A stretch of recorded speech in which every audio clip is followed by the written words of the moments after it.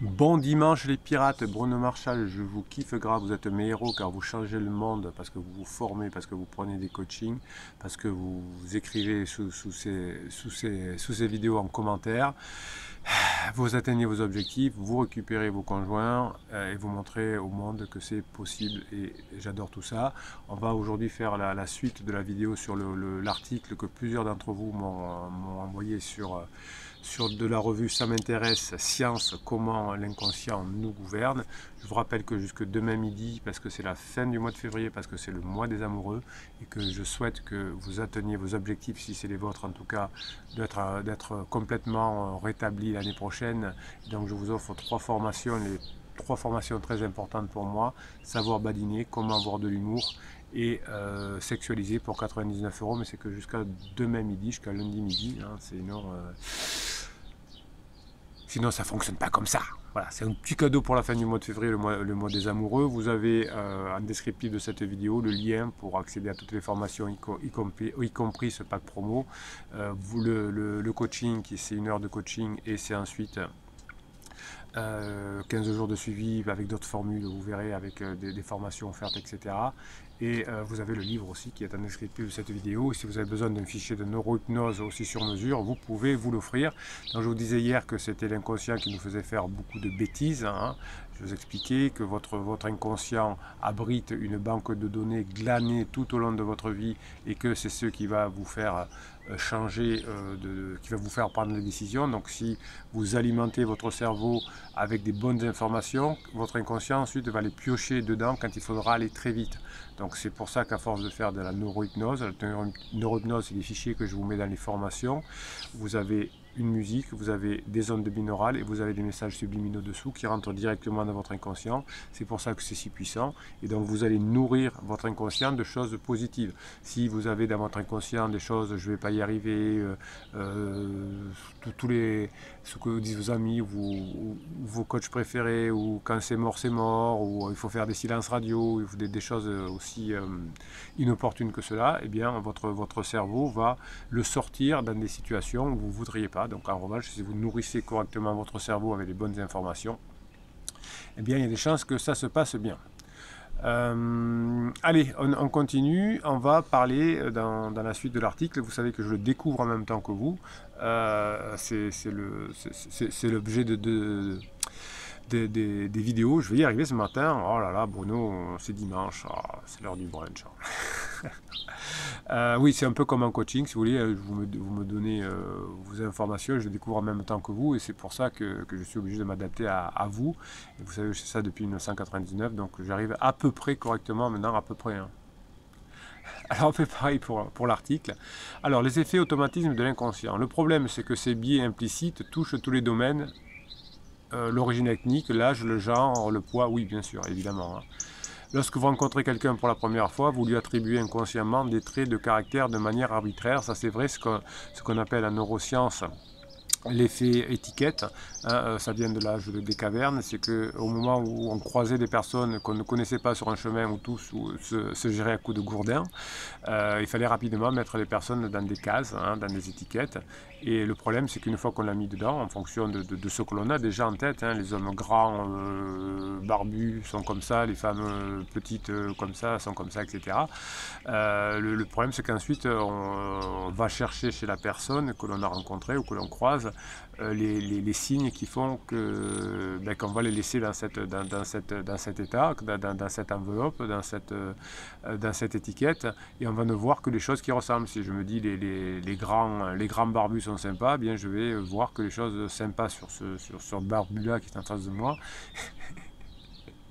Et je vais laisser ces personnes-là, donc mon inconscient va me faire du mal. Bruno, on se calme. Donc par un biais de confirmation, nous avons tendance à chercher des informations qui vont corroborer notre jugement initial et de laisser de l'autre celles qui nous feraient changer d'avis. C'est exactement ce que je viens de vous expliquer. Donc c'est ça, très bien. Très bien, ça m'intéresse. Ouais, on ne dit pas de bêtises sur les neurosciences, ça me plaît. Les automatismes inconscients peuvent aussi se révéler délétères et jouer sur notre santé, comme une personne dépressive appréhende le monde via un prisme négatif. C'est vrai aussi, hein, c'est vrai aussi. Donc ça dépend de ce que vous nourrissez dans votre cerveau, hein, si vous écoutez des formations positives, si vous écoutez ces vidéos, si vous vous formez, si vous faites coacher, que vous avez la patate, eh bien c'est de la façon dont vous allez nourrir votre cerveau que vous allez vivre ensuite. Donc ce que vous mettez aujourd'hui dans votre cerveau, c'est ce qui va vous faire agir demain. Heureusement, se rendre compte de ces associations inconscientes ou travailler à les faire émerger par la psychanalyse ou autre peut permettre de les défaire et pourquoi pas d'en créer d'autres. Non, pourquoi pas, oui. Alors, vous avez plus rapide que ça, hein, c'est que vous rentrez des nouvelles informations qui vont directement écraser les autres. Vous n'avez pas besoin de savoir pourquoi vous réagissez comme ça, c'est la faute de papa, c'est la faute de maman. Si vous engrammez de nouvelles choses et que vous n'utilisez plus les anciennes informations, elles vont se dissoudre d'elles-mêmes. Donc le cerveau va utiliser les informations qui sont les plus pertinentes, qui sont le plus souvent utilisées. Donc si vous mettez de nouvelles informations dans votre cerveau, eh bien évidemment qu'est-ce qui va se passer?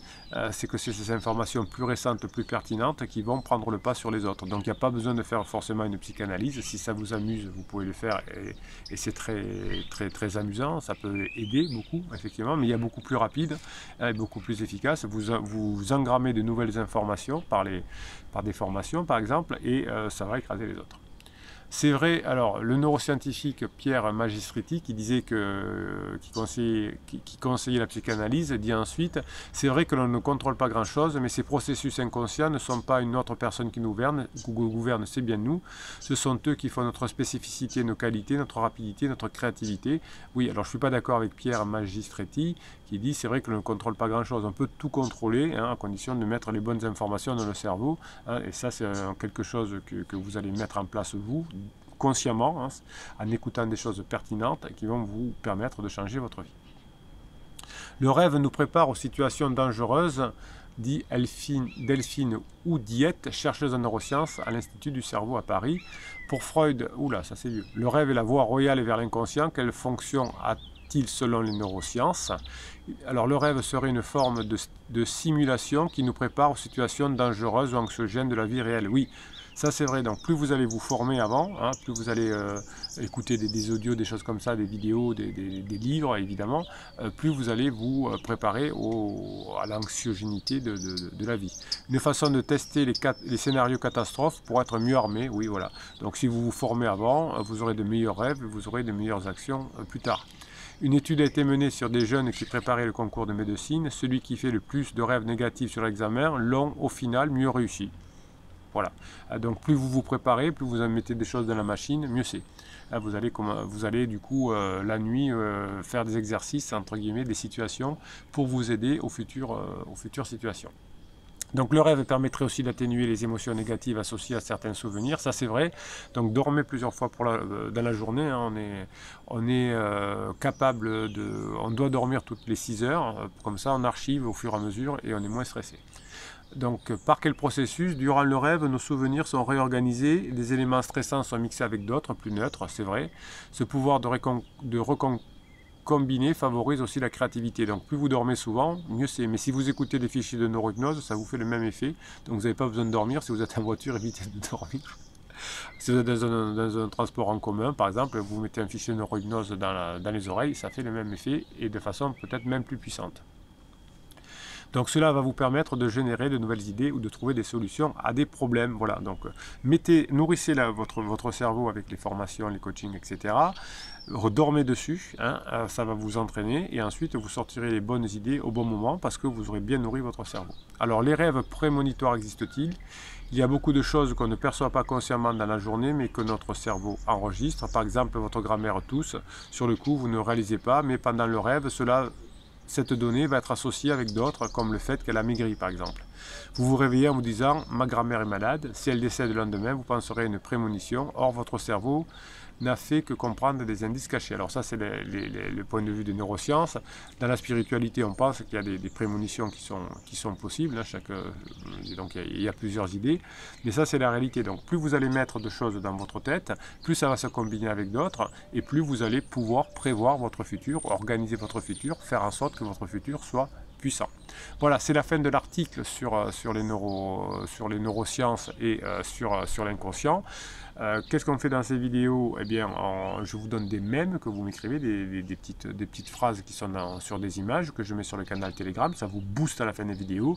Et à la fin des vidéos, je vous réponds aussi à quelques commentaires de façon à nourrir cette communauté, ces pirates que je kiffe, où vous êtes... qui êtes mes héros, voilà. Et c'est pour ça que je vous offre d'ailleurs les 3 formations badinage, sexualisation et humour pour 99 € jusqu'à demain midi. Allez, je vous donne quelques mèmes. Le problème dans la communication, c'est que nous n'écoutons pas pour comprendre, nous écoutons pour répondre, c'est très bien. Donc vous écoutez, alors je vous prépare une formation sur le charisme qui va paraître mercredi et on en parle à l'intérieur effectivement. Je vous donne les règles du charisme, c'est pas quelque chose qui est inné, c'est quelque chose qui s'apprend, on va en parler aussi un petit peu cette semaine. Et si vous arrivez à être présent, je vous apprends comment être présent et être lumineux, eh bien vous aurez ce charisme-là qui va vous permettre de créer une nouvelle relation, notamment avec votre conjoint en crise. Donc n'écoutez pas pour répondre, mais pour donner cette impression de charisme. Et votre charisme, finalement, c'est pas vous tellement qui allez le donner, c'est surtout la personne qui est en face de vous et qui va le percevoir.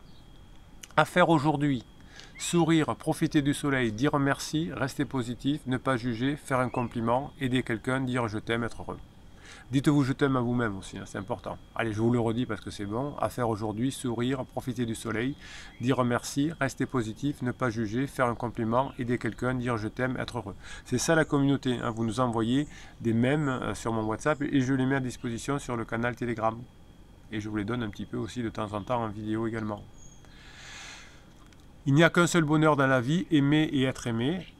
Ouais, surtout aimez-vous, hein. Si vous aimez, vous allez pouvoir aimer les autres ensuite. Soit avec quelqu'un qui est fier de toi, qui rit avec toi, qui t'écoute, qui te comprend, qui te traite bien et qui fait de toi sa priorité. Oui, c'est ce que je vous dis. Alors, c'est pas du tout une personne en crise, c'est l'inverse. Mais la relation, c'est passer des bons moments ensemble, se divertir. Là, c'est le secret du couple. Donc, soit avec quelqu'un qui est fier de toi, parce que vous allez vous amuser, qui rit avec toi, voilà, c'est la formation humour, qui t'écoute, hein, ça c'est le charisme, qui te comprend, c'est l'intelligence de la situation à travers le badinage, et qui te traite bien, qui fait de toi sa priorité. Oui, si vous apportez ce que l'autre a besoin de, et ben, il va se coller à vous. Voilà. Les êtres humains se rapprochent des personnes qui répondent à leurs besoins. C'est aussi simple que ça. Allez, je réponds à quelques commentaires en fin de vidéo pour vous redonner la patate. Bruno Nono: j'ai tout mis en pratique aujourd'hui. Bruno, avouez, il y a des caméras chez moi pour faire vos vidéos. Elle me dit souvent ça. Vous décrivez exactement ce qui se passe avec mon conjoint, mon épouse, avec mon époux, avec ceux qui est à la maison. Oui, ben ça c'est un peu les 20 ans d'expérience quand même. Vous savez, les crises, c'est quelque chose de tout à fait j'allais dire banal entre guillemets, mais en tout cas traditionnel. Et il y a toutes les mêmes étapes, hein, l'alarme, le plateau, le point de retournement, l'épuisement. Donc si vous faites ce qu'il faut, vous avez tous les outils dans les formations et dans les coachings, il y a des chances que ça fonctionne. Faites-vous plaisir. Les pirates, c'est comme un jeu sans fin et on en sort gagnant si on met en pratique. Oui, il y avait une vidéo que j'adore, qui parle de la formation qui est extraordinaire, qui s'appelle Stratégie, comment avoir la stratégie pour récupérer son conjoint, qui vous explique la notion de jeu fini et de jeu infini. Ça c'est extraordinaire, Bruno Nono l'a bien retenu, et vous en servez dans tous vos domaines de la vie, pas pour que vous récupérez votre conjoint aussi. Évidemment, les formations qui sont en promo, là, les 3 sexualités, avoir de l'humour et badiner, ça va vous servir aussi dans votre travail, etc. Alors peut-être pas sexualisé, mais les autres, évidemment. Quoique la sexualisation peut être quelque chose de sympa. Message de Sentenza l'abrupte.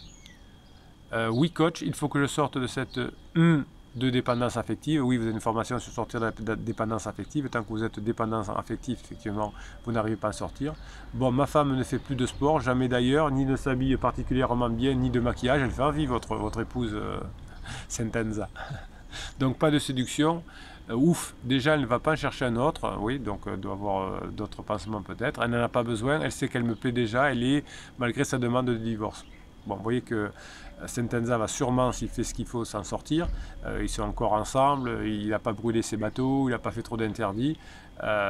Donc ça va le faire. il faut être patient, évidemment, vous avez la formation sur la patience.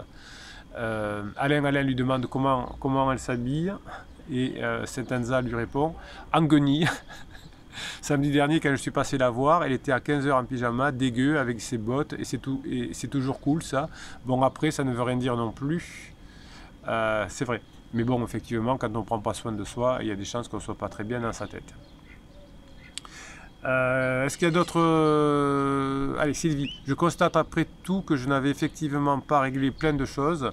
Aujourd'hui, le fait d'entendre, d'être sûr qu'il avait fait un choix de complaisance avec pansement et qu'il se sentait pour l'instant heureux m'a libéré de tous les doutes qui m'empêchaient d'être vrai pour ne pas le perdre, et du coup je vais avancer pour moi. Oui, vous allez avancer. Alors souvent, la fin l'avantage d'avancer, c'est que dans 6 mois, dans 7 mois, quand votre conjoint passera la phase d'épuisement, vous aurez le choix de le reprendre ou pas, mais vous aurez ce choix-là parce que vous aurez pendant la phase plateau créé des moments agréables, du badinage, de l'humour, etc.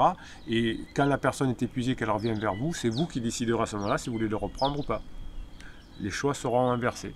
Si vous avez fait du bon boulot, c'est ce qui se passe dans la plus grande partie du temps. Voilà.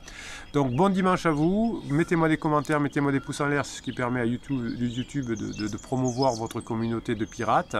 Vous avez jusqu'à demain midi pour les 3 formations sexualisation, badinage et humour à 99 €. Et après, vous pourrez les acheter toujours, mais au prix individuel, c'est autour de 80 € la formation. Et puis Bruno Marchal, il vous dit à très bientôt.